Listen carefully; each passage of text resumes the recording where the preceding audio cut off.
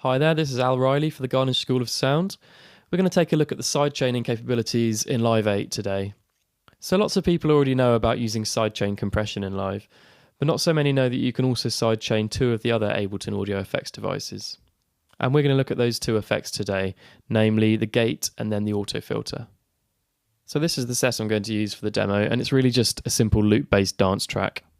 We've got a drum group. So there's a few elements playing back through that group channel. And then a bass group. That's just made up of two different bass parts. There's a sub bass in there. And then that kind of grainier bass line on top of that. In addition to that, we've got a pad and a lead part, and these are the parts we're going to be affecting with our sidechain gate and filter. So at the moment we've got a really bland sounding pad.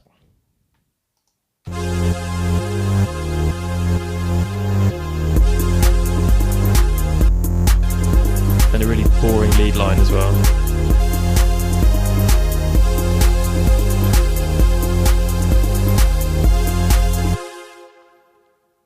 But the idea is that we're going to liven up these parts using sidechaining techniques.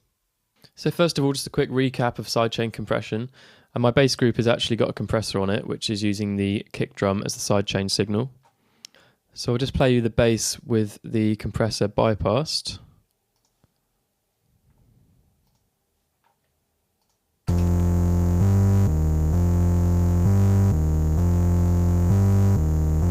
And now with the compressor in.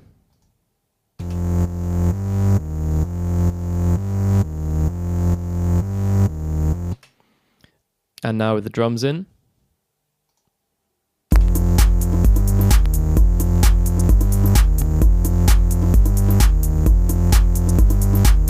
So you can hear that the bass line is reducing in volume every time the kick hits before swelling up again to full volume.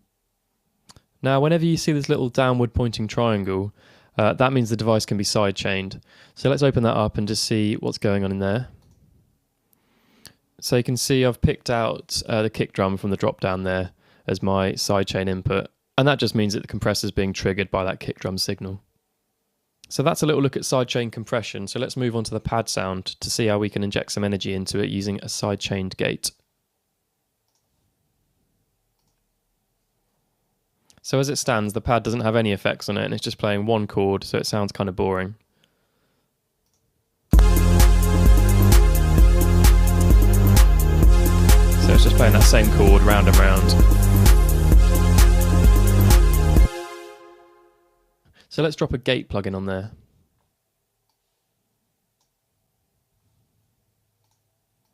And normally the gate output depends on whether the input goes over a certain threshold.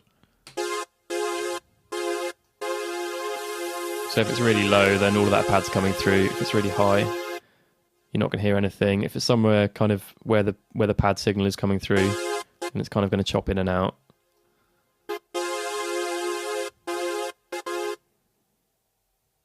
But we're going to click on the little sidechain triangle,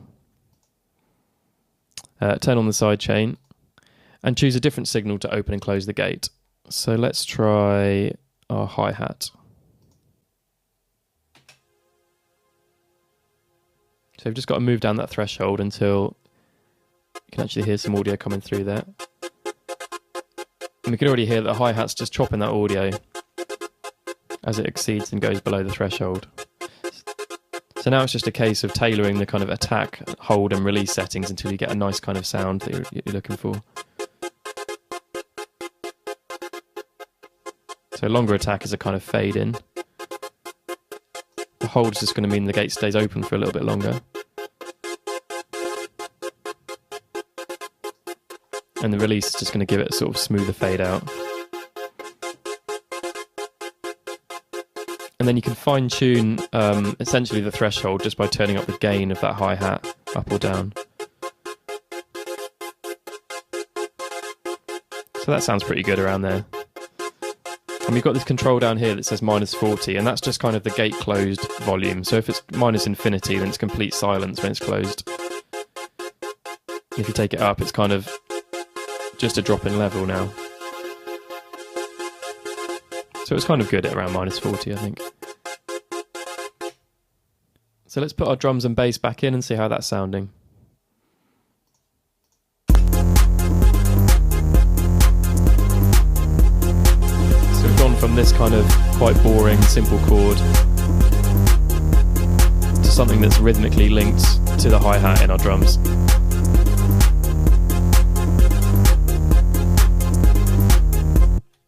So I'm happy with that, so let's move on and look at the lead part. The lead line is just 3 notes, one after the other.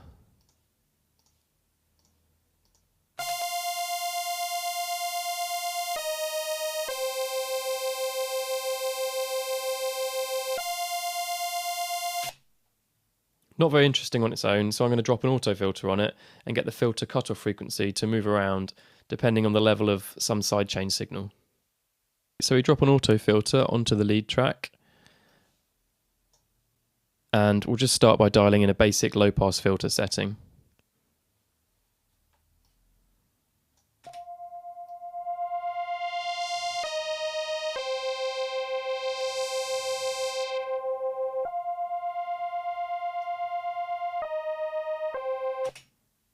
So I'm going to click on my sidechain triangle again, turn sidechaining on. And I want to pick out a different input this time, so not the hi-hat, but something still rhythmic. So I'm going to go with the bongo. And you'll hear now, if I just play this back, then nothing's going to have changed. So it's still just a filter that isn't moving around. And in order to have some effect from the sidechain, you actually have to turn up the envelope amount. So we'll try that again. So you can hear there's some sort of slight movement there, and now it's just a case of kind of tuning your filter until it sits properly. And maybe turning up the gain of that bongo.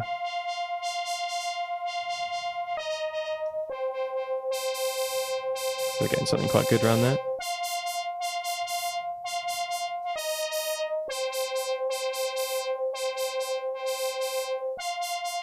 And again, you've got the sort of attack and release times to sort of sculpt how quickly that filter comes in and out.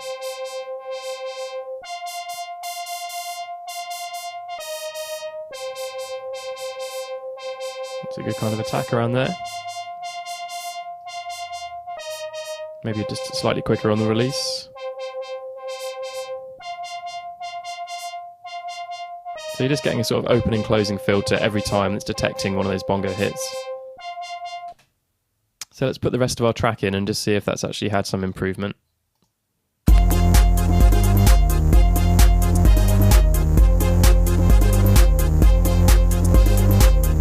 we've gone from this to this.